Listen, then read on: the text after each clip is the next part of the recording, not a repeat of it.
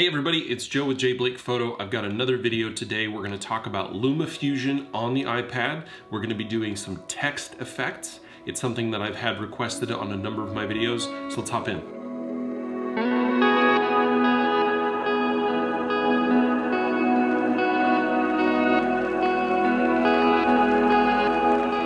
Okay, so I've done a handful of videos about LumaFusion and editing video on the iPad. It allows you to just really quickly review video, photos, get in there, get out, and really kind of get some powerful stuff done. And my editor of choice on the iPad is LumaFusion. I really do believe that it is the best video editor currently available, but if there's another video editor that you're using that you like, drop a link to it in the comments, give me some information about it. I would be happy to take a look and review. I'm always looking for new stuff, but right now LumaFusion is my go-to. Now LumaFusion has a couple of things that it's kind of missing. I'm actually thinking about doing a video of some of the kind of, the 5 or 10 things that I would really want to have in a non-linear editor for the iPad, but let me know what some of the things are that you think are missing in LumaFusion. So LumaFusion does have a lot of power, but there's a couple things that it doesn't do, and while you are able to drop text onto your timeline, there's some stuff that you might be able to do in Premiere or After Effects or Final Cut or Motion that you just can't do on the iPad with LumaFusion. So what I wanted to do today is go and take a look at some of the different ways that you can do some of these techniques. So if you're looking for a new feature in LumaFusion about text tracking, there isn't one that I'm aware of. So if you clicked on this link looking for some feature that is buried in a menu that you didn't know existed and you want to know how to get to it, I apologize, it's not there.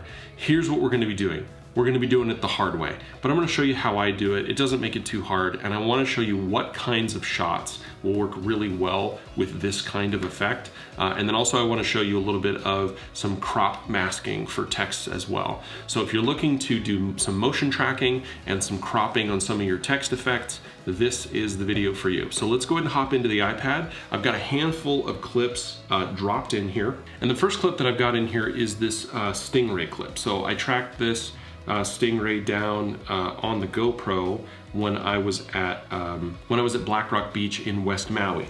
Now this guy was not really moving a whole lot, but I was shooting it with the GoPro, and honestly the GoPro that I have doesn't have stabilization, and one of those things that I would be putting on the list of features that I want built into LumaFusion would be maybe a stabilizer, like a warp stabilizer. But for right now, I want to show you how to add some text effects to this particular clip, and we're going to try and track it, okay, using keyframes. We've dropped our text onto the timeline here, and we've got our stingray, and I just kind of named it, watch out. I actually had a friend who recently got stung by a stingray, so you want to be careful. Her foot got infected. It wasn't very good. Okay, so if we go ahead and down here in the lower left-hand corner, this is where you've got frame and fit. And what frame and fit will allow you to do is allow you to move the text around the screen. So there we can move the text around our screen. But we actually want to first make it just a little bit smaller, okay? I'm gonna just go like that there. And we want to go ahead and put it at a specific spot. Now, there's a couple of different ways that you can do this, but here's what I do. I find a letter, or the tip of a letter, and then I find something on the screen, like in this case, the tip of the stingray. And I want to try and keep not only the distance, but the position as close as I can. So this would traditionally be done by a tracker, by a null object in Adobe After Effects, but we don't have that in LumaFusion, so we're gonna do our best. We're gonna use our brain, we're gonna use our eyes. So what I'm gonna do is I'm gonna use the bottom of the W, and I'm gonna say that I want it to be right about there, and then I'm gonna give it about that much distance off. And I'm gonna try and keep that straight. So now, if we scroll through here, you'll actually see that now the letters, the words, the text that we've dropped down, they don't move as we scroll through, as we scrub through the timeline. Real quick, if this is the first time that you've seen me do a LumaFusion video, go ahead and check out some of the other videos that I've done. They'll be up here somewhere.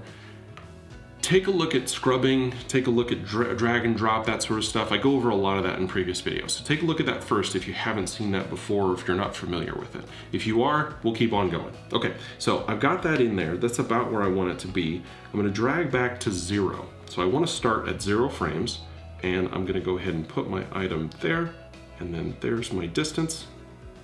And then I'm gonna move forward 15 frames, okay?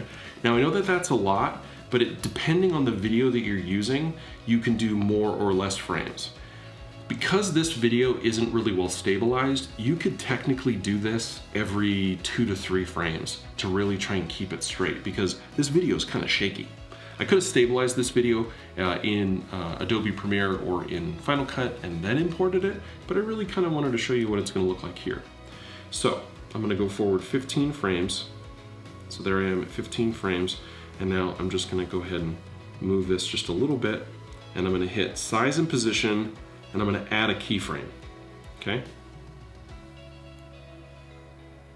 And you'll notice I forgot to set my keyframe for the first frame, so now I'm gonna go back to the first frame, I'm gonna put it where I want it to be, just right about there, and it automatically sets a keyframe for you at that point. So now I'm gonna go forward 15, and then another 15, so now I'm gonna be at 30, which is 1 minute, or 1 second rather, because we're working on 30 frames a second footage. And I'm just gonna drag out my text there. You're kind of animating here is really what you're doing. You're doing keyframe animation. So I'm gonna go to 15, and I'm gonna bring this back down here like this, and then I'm gonna go to 15 to 2 seconds and bring it up to about here. And then I'm gonna go another 15, and I'm gonna bring it right about there.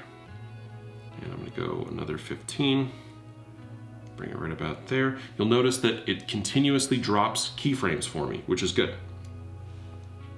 Okay, so I was at 3 seconds. I'm gonna go up to 3:15, and bring that right there. And then go to 3:30, 4, and right about there. It actually looked pretty good right where it was.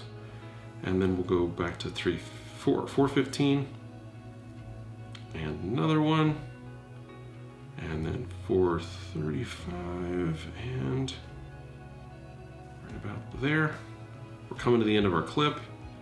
5 seconds and 15 frames, and there we go. And then there isn't a 6-second mark, so we'll just kind of go to the 5:29, the 5 second and 29 frame mark. Which looks like it's going into our next video, so we'll back up by 1 frame, and then we'll just move it just like that. Okay, let's play it back and see how it looks.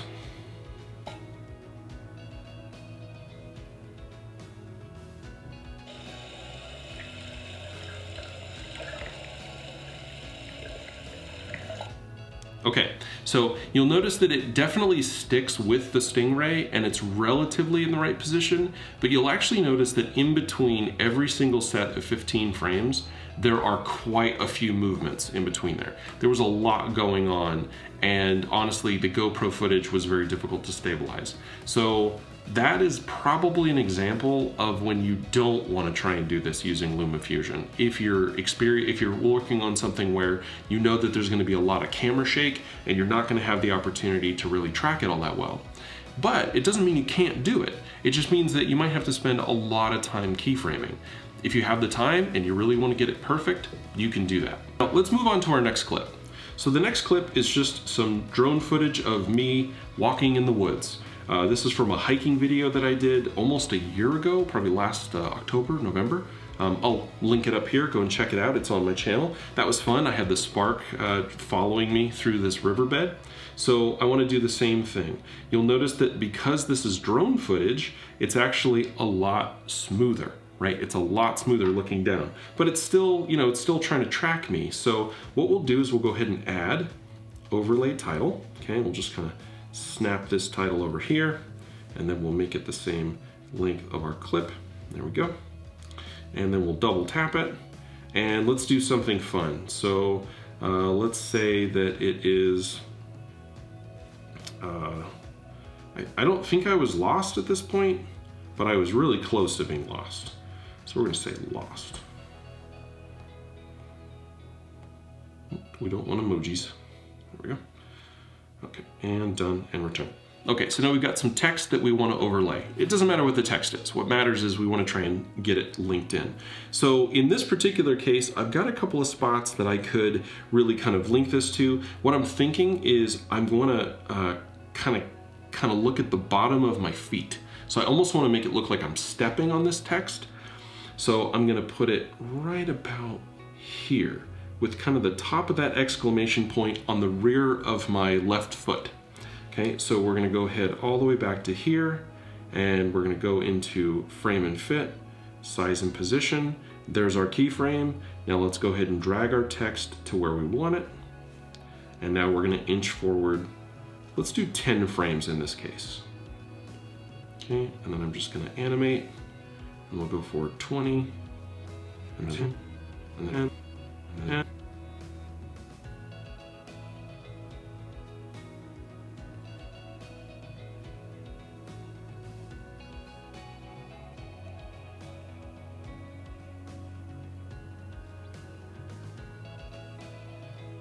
Okay, so now we have everything keyframed. So now let's scrub back to the beginning of the clip, and let's go ahead and play it and see how we did.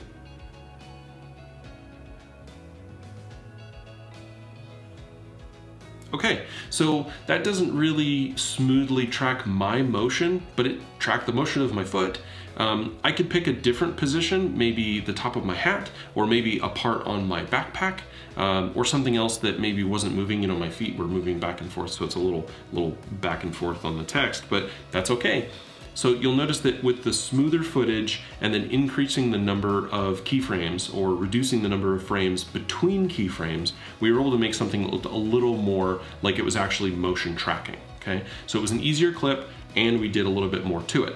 So now let's move on to a very easy clip, which is this kind of, and we'll kind of go back to our, timeline here. This is a clip of just some B-roll footage that I took for a previous video about analog lenses that I was doing. So if you want to take a look at that, I'll go ahead and link it up here. I've got a bunch of old Canon lenses that I was doing some testing with, and that was super fun. But as a part of that, I wanted to do just a little bit of B-roll so that I could get some shots of the lenses themselves, not just the pictures that I was taking. So this one's about 3 seconds and 10 frames. This one shouldn't be too hard at all. Overlay title, there we go. And then we're gonna go ahead and snap that to the beginning and then bring that down to 3 and 10 and double tap, okay? And then we're gonna do something different for our style here. So we'll maybe give it a little bit of a different text, something more a little bit like that. And then maybe I want this text to be down here. Let's go ahead and scroll through this clip and kind of see how it looks. Okay, so maybe we want the text up here where it's a little bit darker.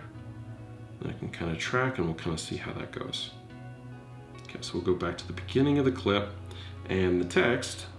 So this was a Canon 2.8 f2.8 100mm lens. Okay, cool. All right, so now where we want that text to be is just off to the left of the lens itself. So what I'm going to do is I'm going to actually set a keyframe kind of here because this is where I want it to be. I actually want that M just about here at the edge. I could actually just kind of put it in that little divot in the top of the lens and then just hit my position there, and then it'll stay right there.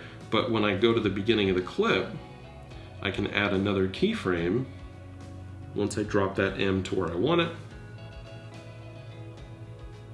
And you see how just easy that is? So it's a little jumpy and it doesn't match exactly, but that's more because when I was panning the camera, I wasn't being as smooth as I could. So I'm gonna go ahead and jump ahead here and make another keyframe at the very end of our clip. I'm gonna add one here, and I'm just gonna do this.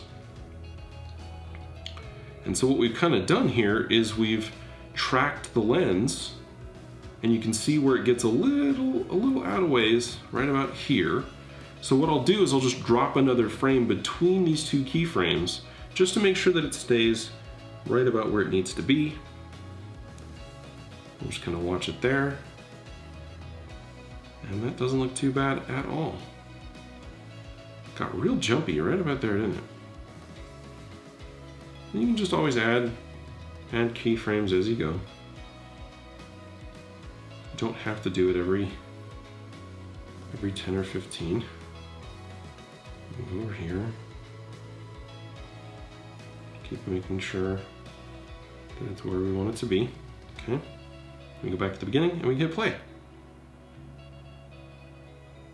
All right, so that actually tracks the lens rather well. It doesn't look amazing and smooth, but that's because my footage wasn't amazing and smooth. If I had been better about that pan, you probably would have been able to do that with 2 keyframes from one end of the clip to the other, no problem. But you could actually shorten this clip and maybe find the areas that are the smoothest and just kind of keep it there. So it's really up to you in terms of how close you want to be. So you can decide how accurate and realistic you want to be in terms of tracking the image, or whether or not you want something a little bit smoother. Because sometimes the tracking can be distracting if the shot is a little, you know, out of sorts. Okay, so I've got one more shot that I want to track here. Okay, you can see here, this is a Harley driving down the road. We were again shooting this with the Spark. So I'm gonna go ahead and tap this. I'm gonna go ahead and add an overlay title, and then we're just gonna go ahead and put it over here. And we're gonna go ahead and extend it to match that clip size. And then we're gonna double tap it. And let's do something fun. So let's go out here and do something real kind of crazy. Something like that. And maybe let's give it some, we'll go with some cool colors here. Maybe some Harley colors. We'll give it a dark edge. Brighten it up just a little bit. And maybe not that bright. There we go. Okay, so there's our text. I'm gonna put in here, just ride. Okay, so there's our text, there's our clip. Okay, and really what I want here is I want to click on our clip. We're gonna go into frame and fit, just like we were doing with the other ones. And I want to go ahead and just have this come from the outside, and I almost want it to follow the bike along the road. So first things first, we've got to get it down on the road, and then we need to adjust it in terms of its rotation so that it matches the rotation of the road here. So it's like this. Okay, we'll make it just a little bit wider here, so that it almost looks like it's laying down a little bit. Okay, and then we'll just kind of adjust the rotation just a little bit more. Okay, very good. Okay, so now let's track it to our object. So now we're gonna go back to the beginning here, and we're gonna go size and position, and we actually want it to be off screen. Okay, and then we're gonna come over here, and there's our bike. So now we're gonna put it right up here, and we wanna I wanna take the space between the T and the R in Just Ride, and I wanna put it right under the driver, okay, which is actually my dad in this case. So we're gonna make sure that that rotation looks accurate, just like that, okay? And let's see kind of how that looks. So now what we notice here is that it's moving on frame a little bit slower than the bike. So what I'm gonna do is I'm actually gonna go to the last frame that we see the rider, and I'm gonna make sure that we make that move there, just again to make sure that it's lined up there. And then we're gonna go back a little bit before to where the rider's off. And we're gonna make that move, and then a little bit more, and then we're just gonna take it away altogether. So now, okay, once it gets to there, it's good. But now we also want it to follow the rider, so we're gonna go over to here, and we're gonna make it follow the rider, just like that. And by the time the rider's off screen, we wanna make sure that that is close to being off screen, and then we'll go to the very end, and do that. Okay. All right, so now let's see how close we are to following the bike. Not too bad, okay? So now what we're finding here is that right about here, right, we kind of lose it. So I'm gonna go here, and I'm just gonna move it up a little bit further. And then over here at this last keyframe, it looks like we've caught up. So I just wanna make sure that along the way, we don't really lose the rider.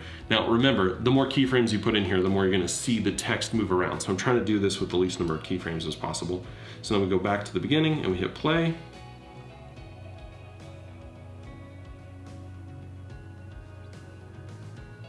All right, so now the final thing that I want to show you, we've been doing a lot of like motion tracking. I want to show you masking using the crop feature in the fit and finish tool. So what I'm going to do is I'm going to go and I'm going to trim this clip down just a little bit because it is a little long, and I don't want it to actually start until our rider comes out, which is right there. Okay, so the clip starts right when the rider shows up, and then I'm going to have it end right when the rider comes out, or leaves the frame rather. So we've got our 4-second clip here. I'm now going to drop in another overlay text. Okay, we're going to match that up there. It's going to be 4 seconds and 21 frames. Okay, and we're going to go ahead and tap it in. We're going to use our same kind of text idea that, you know, just ride, but we're going to do it in a different way. What we want is for, as the bike drives away, we want the text to be revealed by the bike. Okay. Now in After Effects or Motion, you could actually get in here, or even in Premiere a little bit, you could get in here and create a vector mask that you could use kerning or Bezier curves to really get good with some feathering at lining up exactly on the barrier between the end of the bike and the start of the road so that it's really seamless. You can't really do that in this case because we don't have that much control, but that also takes a lot of time, and my guess is that if you're using the iPad for stuff like this, you're actually wanting to do this really quickly. So I'm gonna show you how to do this really fast. It's really easy, and it actually looks pretty good. Okay, so we've got our text down, okay, and the first thing, of course, that we need to do is we want it to be in the right position. So I'm gonna go ahead and put it right here in the middle of the road. This is where I want it. And I do want to rotate it just a bit.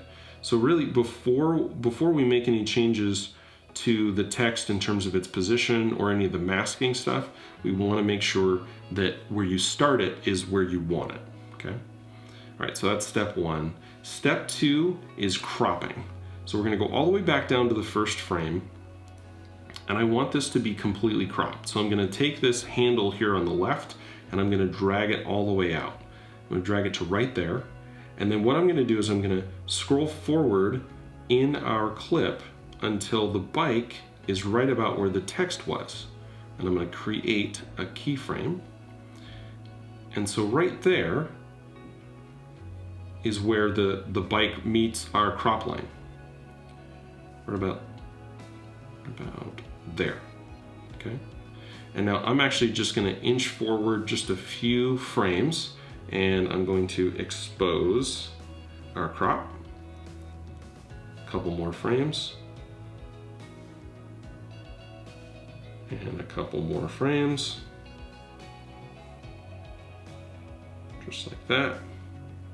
And it's making keyframes for me as I go. And it's just revealing the text.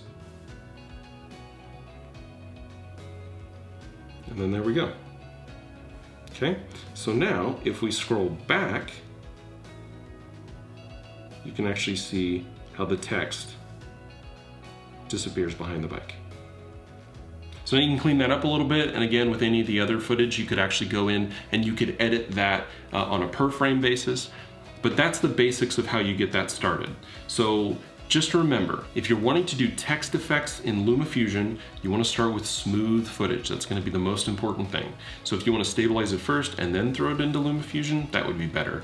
Drone footage is going to be great, that kind of stuff, especially if you're doing slow movements. If you've got footage that's being shot at maybe 60 or 120 frames a second, and you can slow that down and then put in your text effects, that'll be helpful. If not, you might have to go in and do it frame by frame, and even then it might look accurate, it might look matched, but if your footage is all over the place and then you track that with text, your text is still going to be all over the place. So just something to think about. Now, this is a fun tool inside of LumaFusion. It needs a lot of extra features, in my opinion.